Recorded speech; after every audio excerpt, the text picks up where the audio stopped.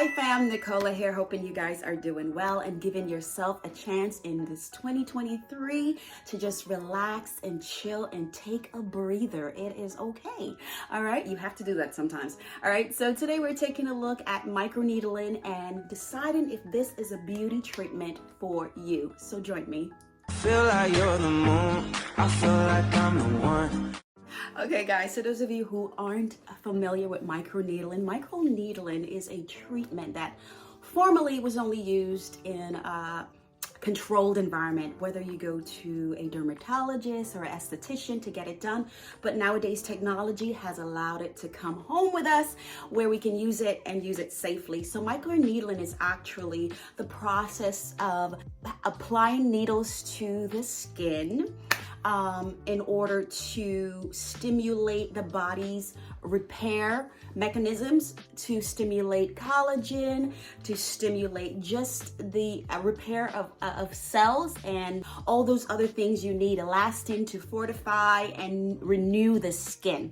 Okay, so it is actually very effective. Now, it's used to treat acne scars, loss of collagen, a little bit of loose skin, wrinkles, just scars in general, whether it's acne scars or different kind of scars, burns, that sort of thing, unevenness in the skin. So it is actually very, very good for that. After it's used, you usually see or notice a difference. It takes about 4 to 6 weeks because you're actually activating, like I said before, the body's repair mechanisms. So it's going to take some time for you to actually see the results. It's not an overnight result thing, but it is effective if you so choose to use it. Now, I have used microneedling. I've done it twice. I've had this particular, let me just show you, instrument, at-home instrument that I purchased off Amazon. It wasn't that expensive. It cost me about $30-something. Okay, I've used it twice within 1 year only because I didn't apply general anesthetic and my pain threshold is not that high.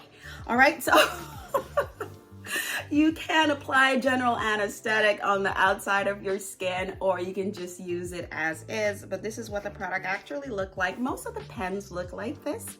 This is actually a pen. They do have a roller that you can use. I'm not really a big fan of the roller. I just feel like you can do a lot more damage with the roller than the pen. The pen is kind of controlled. It comes with different needle heads and different surface amount of needles on each surface. Okay, as you can see, okay, they're very sterile. They're packaged individually. I would say you can use a head maybe twice and then discard it and move on to a new one. And let me just show you here. I don't know if you can see this pen, but it does have different depths that you can go in the skin.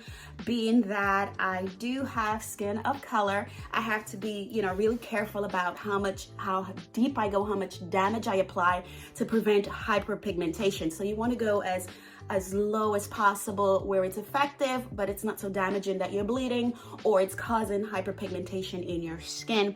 You may want to do a little bit more research of what's good for you, what works for you. Some people do have thicker skin than others. So you do want to do a little bit more research of that if you are interested in microneedling. I love this machine. It's actually, I'll put a link below so you guys can check this one out, but there's tons of them on the market. Just do your research, get a really good one. It's really simple to use. This is a charger. There's a button here. I set my depth after I've put my needle on. And basically, I just apply. Generally, you can go either in circles or you can kind of go across and down. So you go to a crisscross pattern so you know that you're covering all the surface or the area that you're treating. You can just target a certain area as well if that's what you need, like these smiley lines, that sort of thing. But it's a beautiful product. I'm happy that it's in-house. It's safe to use in-house. Just a couple of things. If you're going to exfoliate before you use this, make sure you do it days before, okay? Because you don't want to really apply anything that's abrasive, that's going to cause any kind of damage or irritation to the skin, and then use this guy. Remember, you actually are creating little micro channels, little holes in your skin, all right? So Not only that, your serums afterwards, just be mindful that you want something really mild. You may not want to apply a retinol right away. Just do your research of what's good, what's not. Maybe some vitamin E, things that help your skin to heal, you know, might be better. Mild thing, oats, oat rinses, that sort of thing might be good. Just take it very light. Also, if you head out in the sun after a treatment, you do want to cover your skin well, okay? Maybe a nice sunscreen. I do have a sunscreen that I'm going to recommend. I don't have the name now, but maybe I'll do a video on that sunscreen.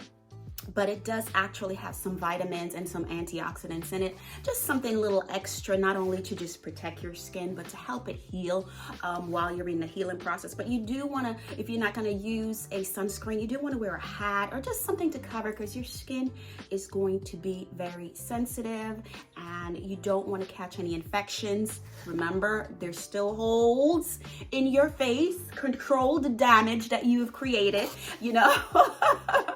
There's holes in your face, so you do want them to heal properly, and you do want to keep your surface of your face clean. So you want to keep your hands off your face. If you have to touch your face, make sure your hands are clean, everything is sterilized.